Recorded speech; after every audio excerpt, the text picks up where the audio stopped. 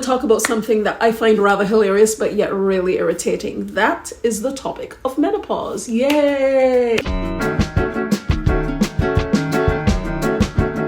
I am on the menopause journey, and no, menopause doesn't mean pausing on men, even though I do wonder that sometimes, because contrary to belief that we who are experiencing this are now over the hill and devoid of life, we are not.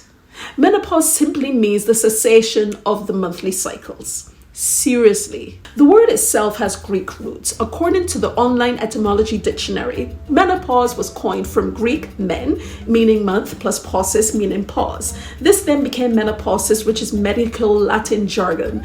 Menopause in French in 1821, and then finally in 1852, the English word menopause. See?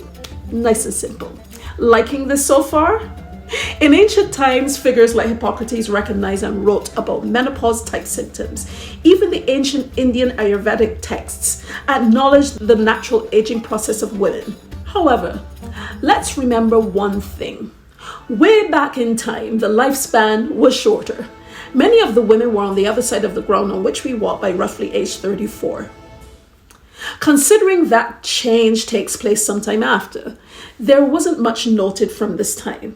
However, as the life expectancy of women gradually rose throughout the centuries, the analysis and writings discovered, unfortunately, were negative.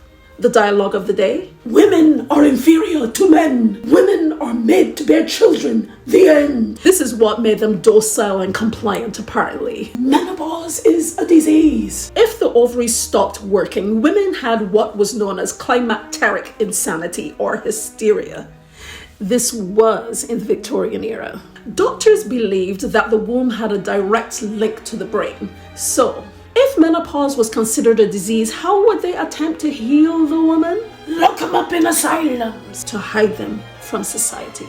Remove their ovaries. Plot twist: they rarely survived. Perform clitoridectomies. I am not even getting into what that is. Thankfully, perspectives have changed since then. Somewhat. By the way, you need to hit subscribe before moving on. All right? Come on now. The menopause journey is generally divided into 3 stages. Now, what I'm about to describe is the natural journey without surgery or induction. There is even premature menopause, which can be caused by genetics or autoimmune disorders. But we'll just touch on the basic 3 stages. And let's just see how I match up too. Even though I had surgery, so there is that. Perimenopause is the transitional period leading up to menopause, which can start in women around 40 years old.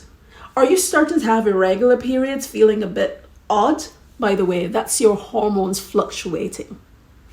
And feeling flushed unexpectedly? Well, you may need to get a bit of a checkup. When I first started having hot flashes, I was 39 and sitting in the middle of a choir practice. I just felt this heat rise up from my core to my head, and I had absolutely no idea what was going on. I was dripping in sweat. Not the best look.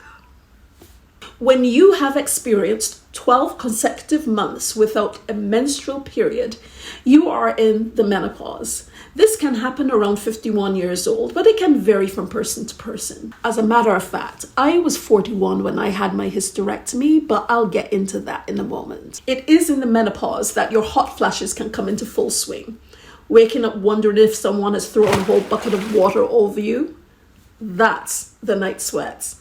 And watch out for an increase on mood changes. They'll stick around for some time to come. Or when I had my hysterectomy, it was without an oophorectomy. It's just a fancy word meaning that I held on to my ovaries. That means that though my period came to a full stop immediately, I was still able to gradually go through all of the previous things. Postmenopause begins after the menopause. No kidding. Actually, this is where I am at right now. I've been in postmenopause for more than 3 years. How do I know? I got a test done called the serum estradiol level test when I was 49. The postmenopause range is under 92 and mine was 57. So yeah, the ovaries had already been clocking out. Bye ovaries! But I digress. The symptoms from the perimenopause and menopause persist.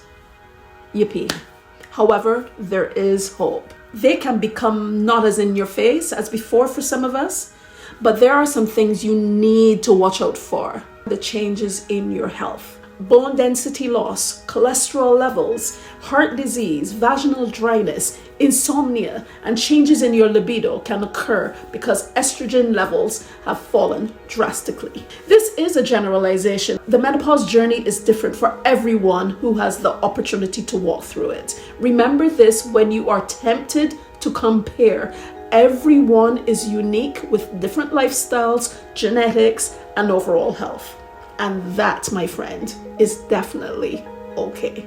Time for some comments below while I continue, right? We all have to communicate with others at some point in our existence, and that develops our relationships. And I'm not talking just about romantic ones, familial, social, work, etc.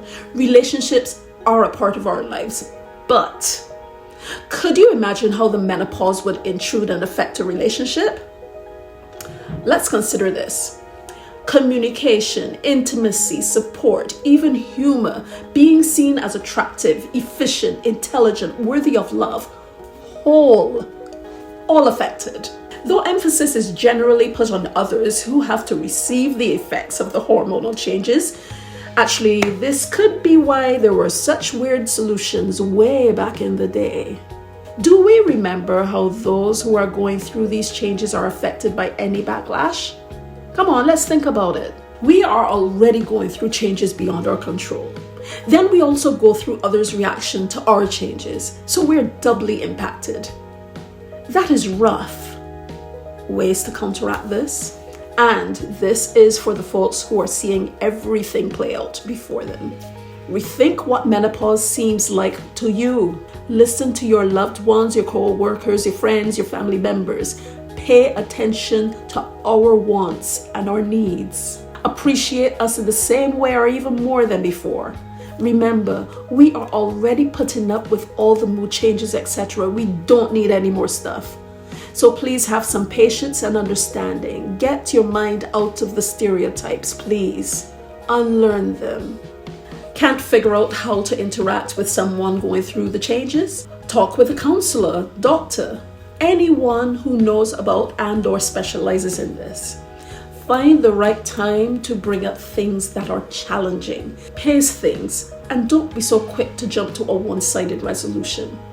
Appreciate the different perspectives that will be brought to the table because of this new experience. You know, we can offer so much. We need more appreciation. Am I right? Listen, the menopause journey might bring its quirks and challenges, but it's just another part of life. It impacts us all. So to all the partners and children and parents, co-workers, friends, everybody, here's a little reminder. Communication, patience, and empathy are important. They are your allies. And listen, don't forget to sprinkle in a little bit of humor. It goes a long way.